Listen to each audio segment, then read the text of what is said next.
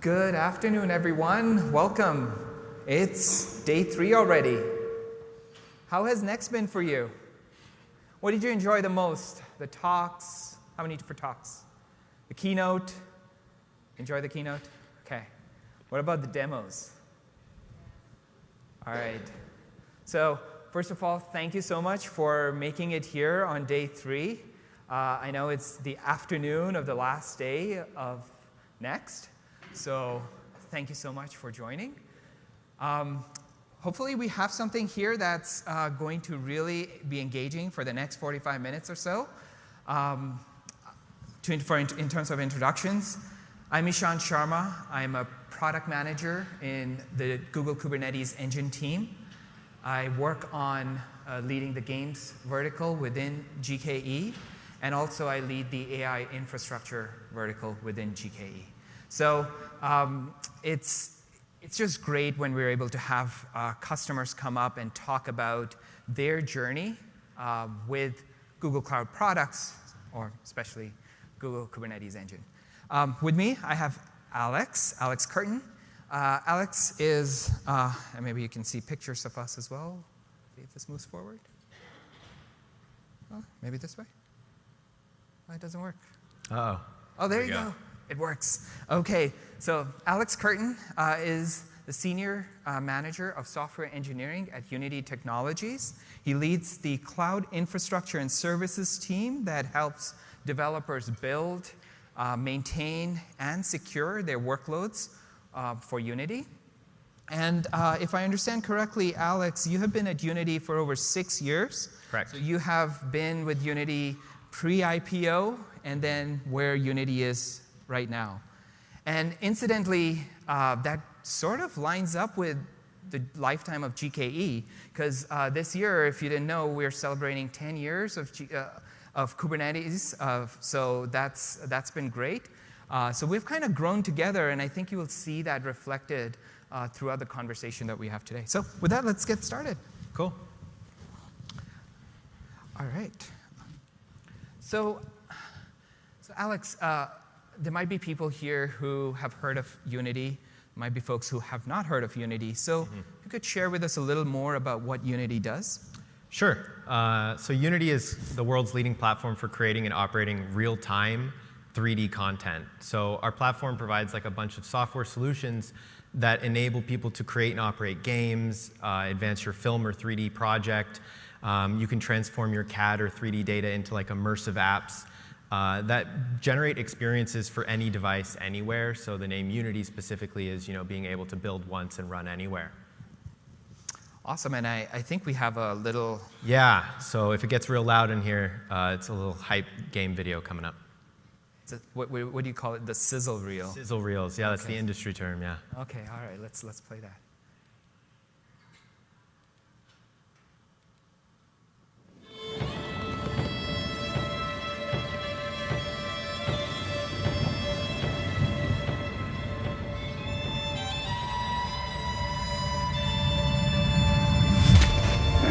About your dreams and memories.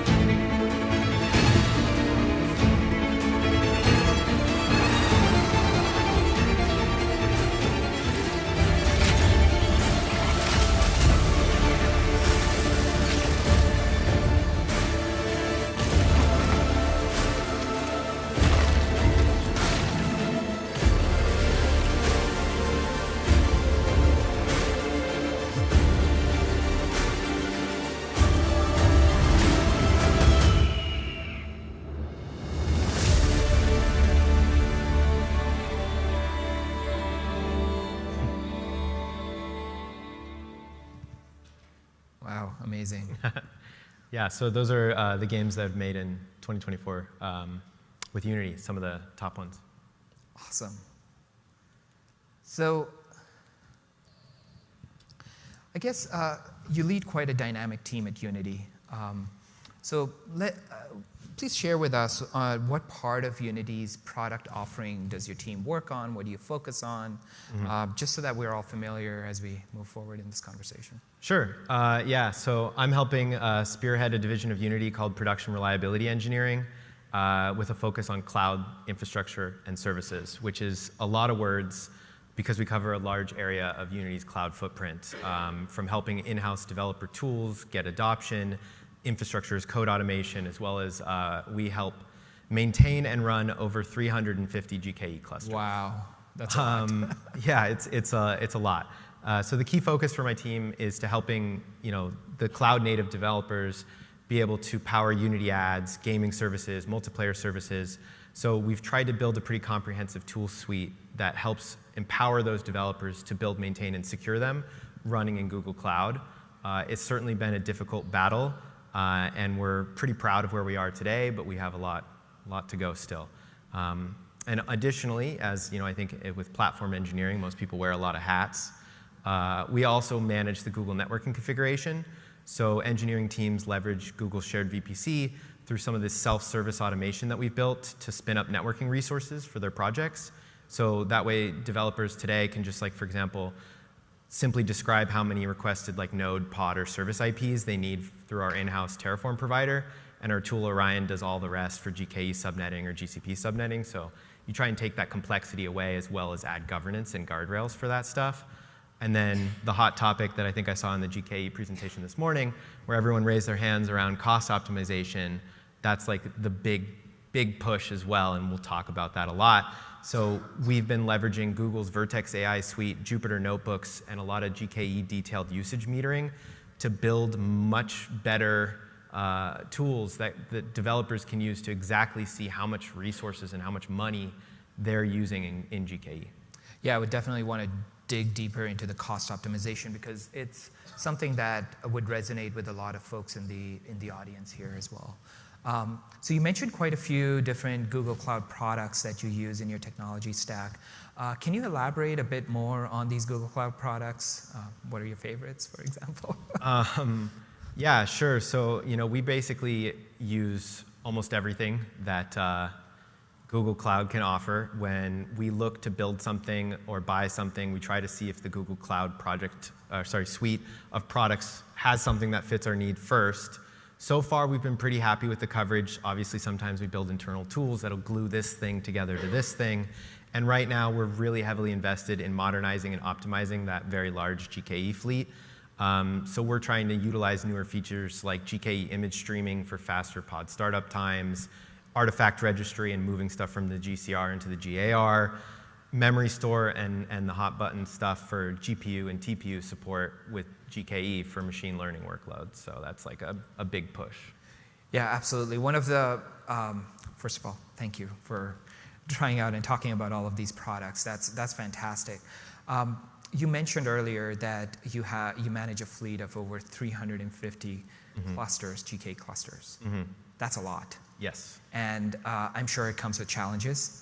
And I'm sure there are things that keep you up at night. So if you could share some of those. Yeah, that's certainly, I think, a problem everyone in this room has at some scale, right? Whether you're running a couple clusters or hundreds. So just for some history here, when Unity began our journey into Google Cloud, we created a couple decentralized paradigms for infrastructure, which put us in the position we're in today in regards to infrastructure sprawl, which isn't a bad thing per se. We could argue centralized versus decentralized, and I'm sure we've all had that conversation. But in this case, we've really empowered developers to run and build their own infrastructure as best they can. And with that for example, we were really naive in our first attempt at Google, where we literally named our first GKE clusters GKE-test stage prod, and we're going to wash our hands of it and consider ourselves done. Turns out having a single cluster for all of Unity was never going to work for us.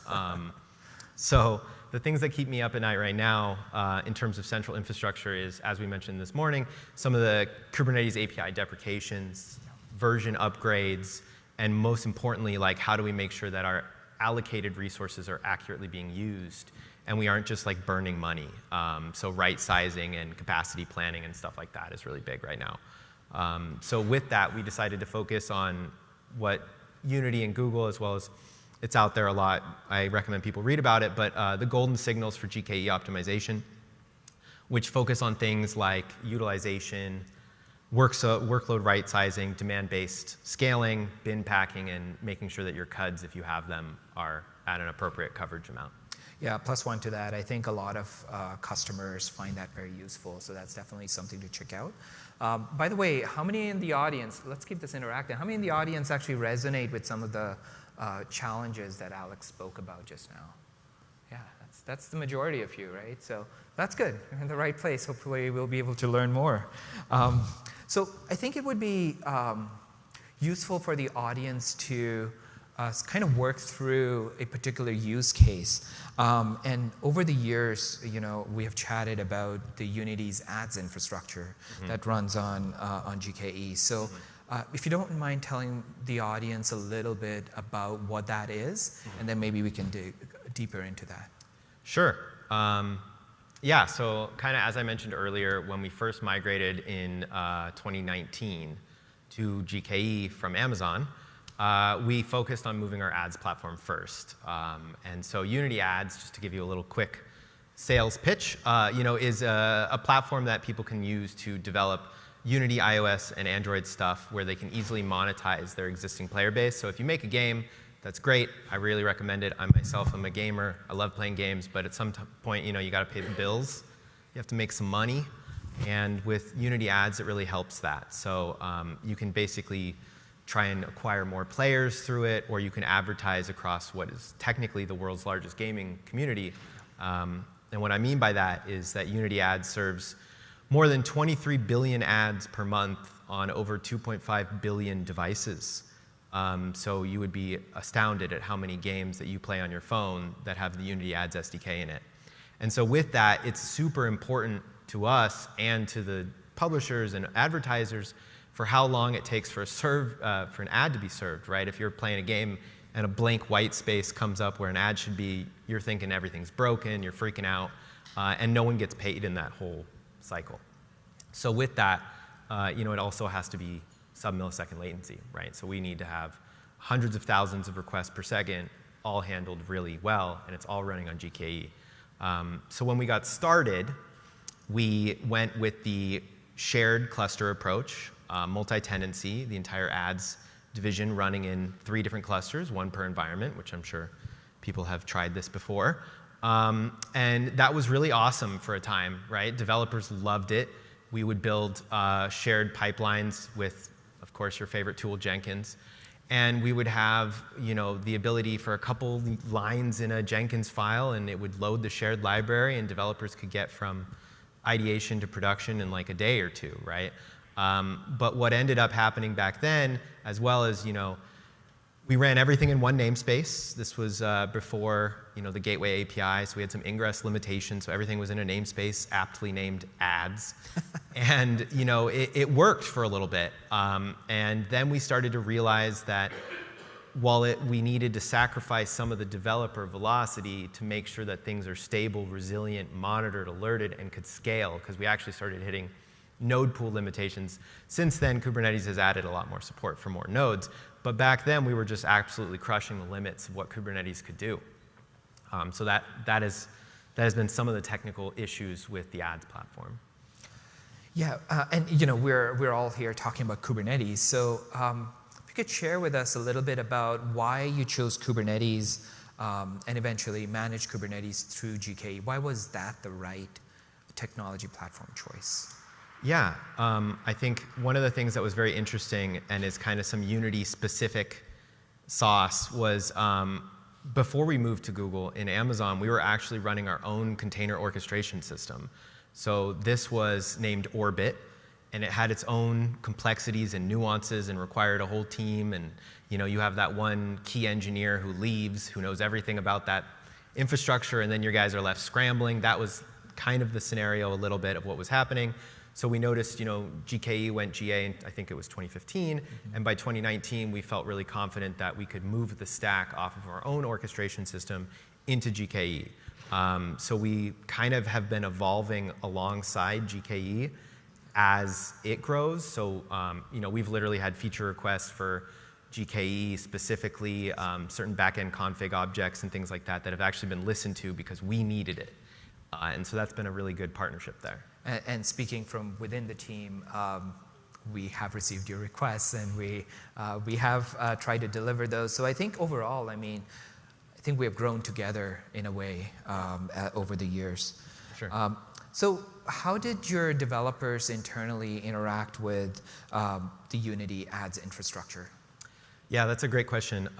It's interesting when you build like a shared cluster. I'm sure a lot of you guys in the audience probably have a shared one. You run into a lot of issues around access control or interoperability with the cluster. How do you tell the developers what they can and can't do is a complicated problem, let alone with are they properly doing things. Like if they can configure their own node pools, did they pick a ridiculous instance size to run a small pod, and then they messed up their taints and tolerations and labels, and we've all been through that stuff when you run a GKE cluster. So what we did as a start, and I kind of recommend everyone to do this now, is we've built a least privilege bot that we so lovingly call CanHas after the I can has a cheeseburger meme, which kind of dates how old we've been thinking about this problem, as that's quite an old meme. So basically, developers can leverage the bot, which is used in Slack, where they do /request access, and it uses GCP's IAM temporary access to grant audited and approved access to various clusters and various projects for a given amount of time to do what they need to do. So if they just need to go into a workload and manually edit a config map to test something, or if they need to get administrative privileges to the actual in-cluster K8s RBAC or something, it's all built into the bot. They get it, but they get it for 15 minutes, or they get it for an hour, not permanently. And that's been huge for everything from SOC compliance to just best practices. So that's something that I recommend you look into for sure, is the IAM temporary access and how you guys can leverage that. And then additionally, as I mentioned earlier, developers love to interact with stuff that's like simple. And so back then, and still today, we run the shared library I mentioned. So developers are able to very easily get their service deployed into clusters with just a simple couple key value pairs about what you want and where you want it to run. So I'm sure everyone here has built similar stuff or use a tool for that. But I do also want to say that we started also with one single repo that let all developers control third-party Helm charts. So Unity, much like a lot of people out there, probably Helm users. Pretty cool software, right? And so what we ended up realizing is developers would run their services, but then, for example, they want to use open source Redis, or they want to use Zookeeper. And there's a nice open source maintained chart for that. So how do they get that into a shared multi-tenancy cluster without us just blocking everything and being in the way for everything? So that's where we started to realize we can have a PR approval process that enables them to get their own nuanced stuff backing in there, whether it's a data store or some kind of random CRD. So that's kind of where we are today. And then lastly, we built what we call the Unity Common Chart. So again, with Helm, my team maintains the holy grail of Helm charts with an ungodly amount of values that can be passed in. We unit test it. We have all kinds of linting and testing. And then basically the developers literally just use a very simple template where then they can say, enable vault secrets. And the Boolean is true. All of a sudden they get all the init containers, everything that you had worried about. They don't even know how it works. It just works, right? Same with like managed certificates, trying to push them away from using things like DigiCert to using Google's managed certificates, which again, I suggest. Ingress configuration. So the complexity is trying to keep that chart up to date with what Google is offering. Right. So with every positive, you have a little bit of a struggle. Well, your team takes on so much. There's so much responsibility for everything to work together, work seamlessly, and that's all on your shoulders. But as you do this and deliver this value to developers, what are some of the pain points that you face, and then eventually, how does GKE help you address those challenges? Yeah, so as I mentioned earlier, as the clusters grew and the node pools grew, we hit lots of problems around nodes per cluster, subnet sizing. We've had to if you change a subnet, I'm sure some people know this, most people probably have struggled with this. If you change a subnet and you've attached it to a cluster, well, especially if you're terraforming that thing, you're going to have to rebuild it. And that is a huge annoyance when you have all these workloads in there, and now you have SLAs. You can't just move everything. So now you're paying double for your cluster while you're moving things over. Everyone knows this stuff. It sucks. So additionally, back then, to be honest, we were not as cost conscious as we all are today. So developers would copy paste someone else's Terraform configuration, and we wouldn't catch it. We do have we use Terraform Cloud and we use Sentinel. So we use a Sentinel language to help us determine whether or not things are accurately sized. Or they just outright pick the wrong machine type, right? Their workload is memory intensive and they're using a C series. That stuff happens. Yeah. So we noticed that when the teams left our coddled shared infrastructure, they were free to pick their own tooling, right? And that's the autonomy that Unity does, is that we let developers have a lot of autonomy about what tools and software they pick. We try to provide the best, a little bit of if you build it, they will come. And these unique infrastructure setups that teams move to incur unique problems that end up on your shoulders, right? That you're oh, well, you picked this random thing that's not supported and now you need help. So to fix that, we're driving towards infrastructure standardization today. Yeah, and that's incredibly important, especially because then that lets you innovate from a baseline of where things are. So how does running on GKE, for example, help you address some of these challenges? Yeah, absolutely, Sean. So I think, when we first went moving into GKE, we realized that most of the feature sets that just came native from Kubernetes, built in, awesome, but then also the extra Google sauce that we get on it, we basically utilize everything that we can. So most of, as I mentioned, the backend config object for configuring ingress, load balancer settings, stuff like that, really awesome to have everything in code. So we also have a big user of Cloud Armor, so that way we can kind of protect our network controlled, our network exposed services. And so on that security side, we've also really pushed very heavily for our teams to leverage workload identity. So we're slowly moving away from node pool native service accounts and saying use workload identity, please. And then we're moving into a mandate for workload identity for services. And additionally, control plane authorized networks for the master control plane, right? We in-house, we built a Terraform module that interfaces with the network engineering team's ever-changing list of Unity identified public networks or secure networks, right? So that way we do continuous validation in Terraform. So if the IT department all of a sudden adds a new sitter block that you're oh, that's for Shanghai or something, you can go and just say, oh, it already ran, picked up that change and applied that, so now people from Shanghai can do API commands against the controller. So that's been really helpful. And again, that's a GKE thing, being able to lock down who can access what. Yeah, absolutely. As well, obviously, the features of auto upgrade and self-healing capabilities really help us reduce infrastructure overhead, which, as I mentioned, with 350 of these things, it gets untenable at times. So we're trying to build another buzzword, but a paved road that developers know what to do and what not to do. Yeah. And with that, GKE is really, really helpful. I would say lastly, as far as cost optimization is concerned, we use the GCP recommender APIs heavily, as well as the cloud monitoring APIs, and we join a bunch of that data, and I'll get to that in a little bit, to ensure that your GKE clusters and node pools are right-sized. And spoiler alert, they're not. Yeah. And so that means, how can we improve that? Yeah, exactly. Actually, let's jump into that topic now. I know early on we asked about this, right? So how many here are concerned cost optimization is a big thing for you? Are you thinking about it? How many are thinking about it actively? And how many are executing on different aspects about it? Okay, so it gets fewer and fewer as we go along, right? So this was Unity a couple years ago, where I think in the last couple years you've really focused on optimizing Unity's deployment on Google Cloud. Mm-hmm. Can you please share a little bit more about your vision, where you're headed with this, and also what are the opportunities that you're seeing in optimizing your deployment on GKE? Yeah, absolutely. Oh yeah, this one we got a neat little bit pixelated slide on this, but there you go, one more. Yeah. Oh, okay, that's okay. Yeah.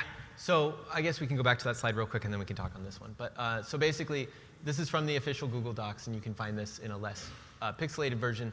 But basically, this is kind of a pyramid approach that we've taken very seriously to start reining in and optimizing costs in GKE.